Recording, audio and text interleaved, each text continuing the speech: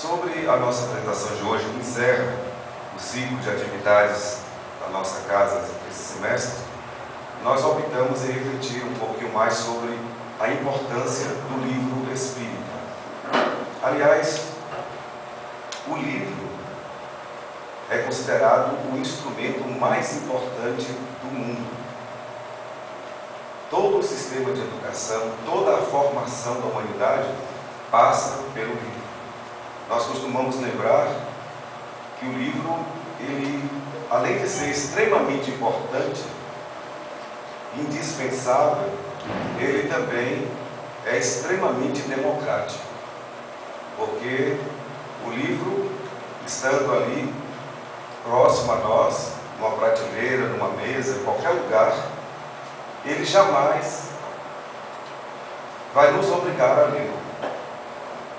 Nós poderemos usar sempre a nossa liberdade de ler ou de não ler, de abrir ou de não abrir o livro. Toda a humanidade recebe orientação, século após século, milênio após milênio, através dos livros, desde os pergaminhos da antiguidade aos livros que são feitos hoje já com uma tecnologia extremamente avançada. Por sinal, uma autora holandesa, ela está afirmando que a editora que mais produz livros no mundo é uma editora brasileira. Mas o curioso é que, ao mesmo tempo, se verifica que o Brasil está no índice daqueles países onde as pessoas menos gostam de ler. É uma contradição. Um país que produz livros em grandes quantidades e a população não gosta ou não adquiriu o hábito de ler. Quando a gente fala em livro, em literatura, em espiritismo, a gente vai justamente cair nesse ponto principal sobre de que maneira a doutrina espírita pode ser levada ao mundo. E não existe outro meio a não ser o próprio livro. Nenhum outro meio mais eficiente, mais didático, mais pedagógico. A importância do livro para a doutrina espírita é tão grande que Allan Kardec, quando ele estuda a mediunidade, comprova a existência desta faculdade humana que permite os encarnados se comunicarem com os seres desencarnados. Ele afirma que a partir desse intercâmbio de forma consciente, científica, racional, como ela é elaborada na ciência espírita, a mediunidade passou a ser um dos maiores instrumentos de instrução da humanidade. Isso é tão verdadeiro que nós vamos verificar Chico Xavier, que todo mundo conhece, como o maior médium psicógrafo do mundo, ou como diria o próprio Allan Kardec no livro dos médiuns, médium escrevente. Aquele médium que tem a aptidão para captar os pensamentos dos espíritos e transmiti-los através de livros. Ele, Chico Xavier, como médium, possibilitou um recorde do planeta em todos os tempos. Foi a única pessoa que conseguiu publicar, escrever 412 livros numa única existência. Podemos pegar os maiores autores do mundo, de todos os tempos, os mais clássicos, aqueles que mais produziram literatura. Ninguém se equipara a Chico Xavier. E agora, já despontando como o segundo maior escritor de livros mediúnicos, justamente um outro médium, Divaldo Pereira Franco. Já está beirando quase uns 200 livros publicados, não só em português, como em vários idiomas. Então nota-se, como a gente tem afirmado sempre, que o Espiritismo, ele é extremamente pedagógico. A função do Espiritismo é instruir. E o material que o Espiritismo utiliza, o material didático, o livro, que é o principal deles, é exatamente o foco das atenções de todas as casas espíritas, especialmente nos dias atuais. Por isso mesmo que os centros espíritas estão se preparando cada dia melhor para formarem cursos com toda a orientação pedagógica para facilitar não só a leitura dos livros, mas também a interpretação, o entendimento mais profundo de todo o material que ali existe. As obras de Chico Xavier, por exemplo, os 412 livros, dá para formar uma universidade em que a pessoa, para esgotar, levaria pelo menos uns 20 anos de estudos ininterruptos. E esta casa, por exemplo, tem no seu projeto criar uma faculdade espírita. Já trabalhamos há quase 30 anos divulgando livros espíritas através do curso básico de Espiritismo, através do estudo sistematizado da doutrina espírita, material este último, elaborado pela Federação Espírita Brasileira, com sede atual em Brasília, e diversos outros cursos paralelos, visando justamente dar o aprofundamento para as pessoas que frequentam a casa espírita no entendimento do principal assunto estudado pela doutrina espírita, que é o espírito. O objeto de estudo da doutrina espírita é o espírito. E justamente se procura, em síntese, fazer o quê? Estudar a origem do espírito. De onde foi que nós viemos? Para onde estamos indo? O que fazemos aqui? E qual é a relação que existe entre o mundo físico e o mundo espiritual? Só aí, nesse conceito preliminar, se verifica uma vastidão de outros subtemas que permitem ser incluídos nas análises dos estudos. Assim, nós deveremos destacar um livro que é considerado o mais vendido no mundo até hoje, é justamente a Bíblia. Na verdade, a Bíblia não é um livro só. A palavra Bíblia vem da palavra Biblios, que quer dizer livros, e a Bíblia é um compêndio, é uma reunião de mais de 70 livros, publicados em épocas diferentes, até o período em que Jesus esteve aqui na Terra.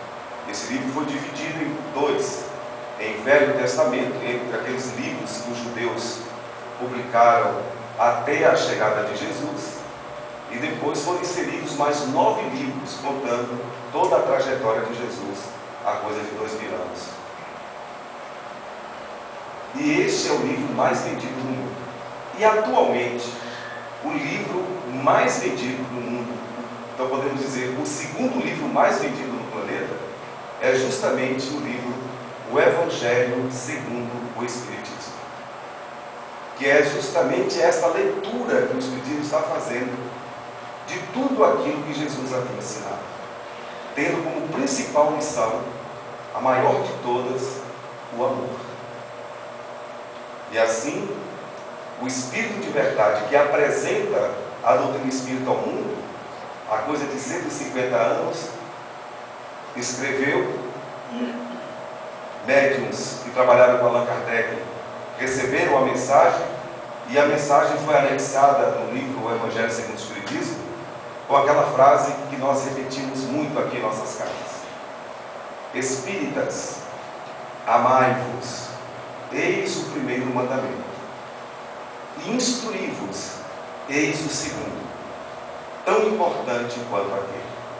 Então, todos nós que buscamos a doutrina espírita como orientação filosófica, estamos inseridos neste convite. Primeiro, de aprendermos o que seja realmente o amor. É a matéria principal deixada por Jesus. Lembrando, inclusive, que Jesus também, ele passou a sua mensagem para o mundo pela via mediúnica. No livro A Gênese de Allan Kardec, entre os 5 livros que representam a tese espírita defendida por ele, Allan Kardec faz um comentário de que um determinado espírito havia dito que Jesus é considerado um médium de Deus. Porque todos os outros médiuns, inclusive esses que nós citamos, Chico Xavier, Divaldo Franco e uma quantidade enorme deles registrados ao longo da história, eles captaram mensagens de espíritos diversos, desde espíritos sofredores, espíritos com dificuldades emocionais, espíritos com problemas morais, espíritos com um grau de superioridade moral e intelectual bastante importantes, relevantes. E assim, esses médiuns transmitem o pensamento desses espíritos já tem uma certa faixa de evolução intelecto-moral. Mas nenhum desses consegue pegar diretamente de Deus o que Deus gostaria de passar para a humanidade. Não tem recursos psíquicos para aquilo. Mas Jesus não. Ele, como médium, ele ouvia diretamente de Deus o que Deus gostaria de dizer para cada um de nós. Por isso que Jesus passa a ser o médium mais importante. As instruções vindas por ele são analisadas atualmente pela doutrina espírita, cuidadosamente. Imagine, 5 livros fundamentais que formam mesmo a ciência, a filosofia, a religião espírita. O Evangelho segundo o Espiritismo, que esse ano completa 150 anos de lançamento. O livro dos médiuns, o livro A Gênese, o Céu e o Inferno. Qual é o outro curso básico? O primeiro livro lançado, o livro dos Espíritos. O Espiritismo são esses 5 livros. Os demais são livros que aprofundam, que estudam, que complementam esses 5 livros básicos. Eles são realmente a tese espírita. É necessário que a gente conheça esse material para a gente entender o que realmente a ciência espírita está tentando nos explicar acerca da humanidade, de todos os problemas humanos. Por exemplo, por que nós somos tão diferentes? Por que uns nascem ricos e uns nascem pobres? Por que uns nascem vendendo saúde, um dito popular, e outros nascem com sérias complicações e começam até mesmo já no útero materno? Todas essas questões e outras que fazem parte das necessidades de conhecimento humano são tratadas pela doutrina espírita. Por isso que o livro espírita é extremamente importante, os estudos são extremamente necessários, e é impossível que a gente vincule o espiritismo a outra coisa senão a ideia de educação. A proposta do doutrina espírita é uma proposta extremamente pedagógica. Por isso que aqui a gente está apresentando uma breve esquete. Aliás, a esquete já é uma peça teatral de curta duração, fazendo uma pequena reflexão sobre uma situação muito comum, talvez. Porque algumas pessoas reclamam que têm certa dificuldade de ler um livro, qualquer livro. E quando começam a ler, tem sono, vem o desinteresse, ou não conseguem compreender aquilo que leem várias vezes a mesma página e não conseguem entender. E esse é o problema do Brasil. Porque os brasileiros, de um modo geral, falam dessa dificuldade. E algumas pessoas falam, inclusive, em relação ao livro espírita. E começam a ler o Evangelho e não conseguem entender. Existem várias explicações para esse fenômeno. E um deles, que a gente insinua aqui na nossa esquete, é o fato de que existem espíritos que guardam ainda sentimentos de animosidade, sentimentos de vingança, por questões de outras encarnações, questões que não foram ainda resolvidas, não foram reconciliadas, e eles tentam dificultar o nosso entendimento desse material apresentado pelo Espiritismo. Porque eles percebem que quando as pessoas estudam com seriedade esse material, essas pessoas não são mais as mesmas. Elas passam por uma verdadeira metamorfose moral. O nível de consciência se eleva, o nível de responsabilidade consigo, com os outros, com Deus, com a natureza, elevam a pontos assim extraordinários. E os espíritos que têm ainda sentimentos inferiores em relação a nós, sabem que quando nos educarmos, quando nos esclarecermos, eles não poderão ter acesso fácil. Porque todas as intervenções espirituais nocivas, elas vêm através da mente, através do pensamento. Então, se a gente modifica o nosso pensamento, e a gente começa a agir daquela forma que Jesus sugeriu, orando, vigiando, dificilmente espíritos inferiores terão acesso para nos manter, como aqui na peça nós vamos usar essa frase, para nos manter na inércia moral. Aliás, Allan Kardec comenta isso, que o grande vício da nossa sociedade moderna é esse, a indiferença moral.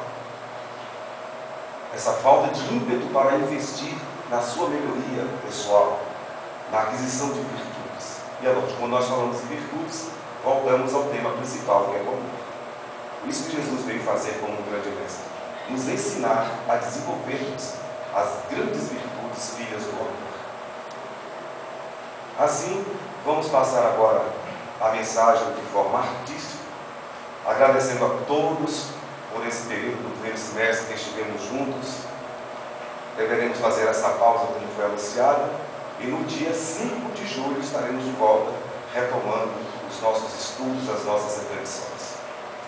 E, como diz o nosso lema da nossa equipe de artes, com a arte, a vida fica mais fácil de ser entendida.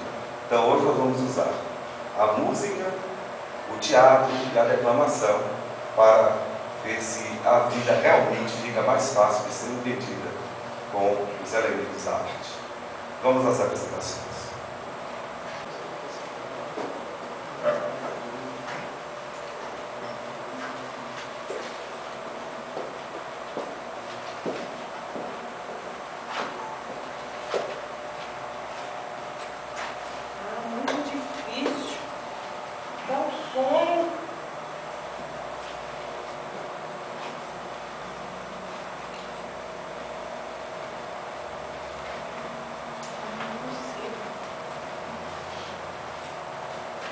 O que aconteceu, querida?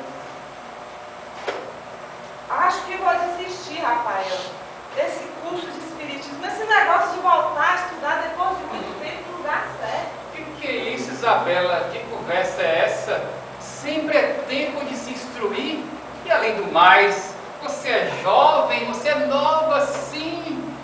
Eu sei que nunca é tarde para começar, mas é que eu não consigo ler, me dá um sono, não consigo fixar nada. Mas toda retomada é realmente difícil, Isabela. Mas o mais importante é você jamais desistir. Ah, estou muito desanimada, meu pai. Veja bem, querida, veja bem. O último livro que você leu foi antes do nosso casamento, e lá já se vão mais de 20 anos.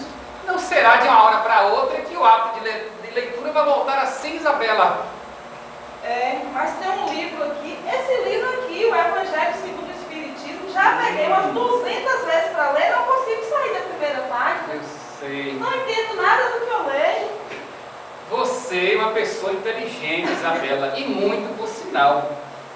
Pelo pouco conhecimento que nós temos da doutrina espírita, nós podemos imaginar que existe alguma influência espiritual de espíritos infelizes que querem te manter na ignorância.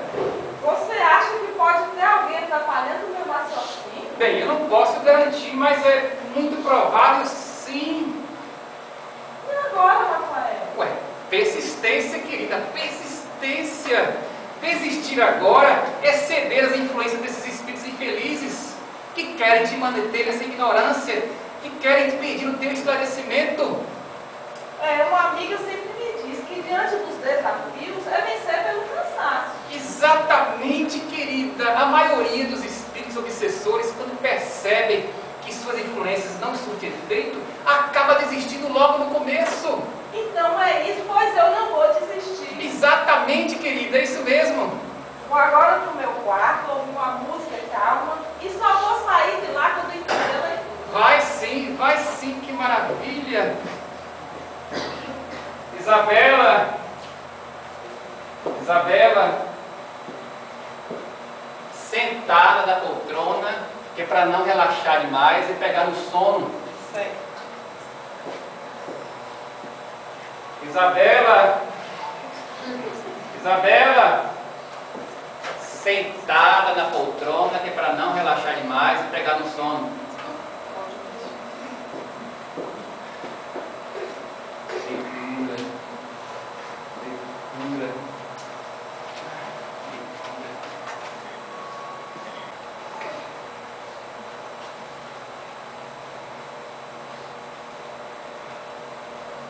Leitura. Meire, minha querida, que bom te encontrar aí. Eu estava pensando o seguinte. Meire. Ô Meire.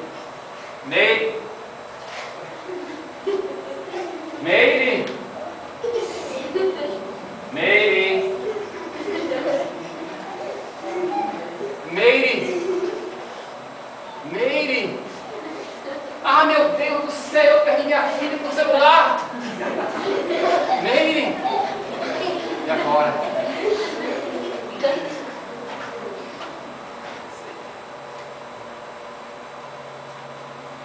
Meire.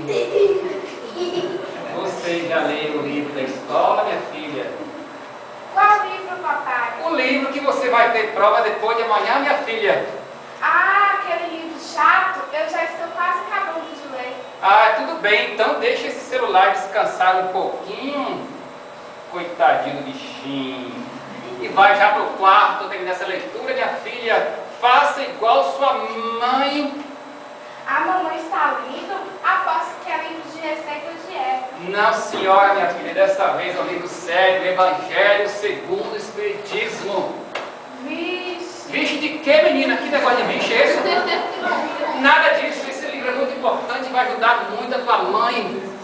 É que eu combinei com a mamãe que o primeiro livro que ela lesse, eu também leria. Ah, que maravilha! Eu tenho uma ideia para vocês duas. Por que vocês duas não leem juntas?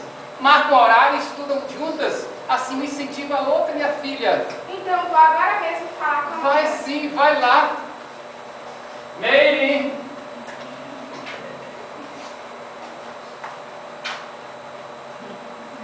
Vai estudar com sua mãe.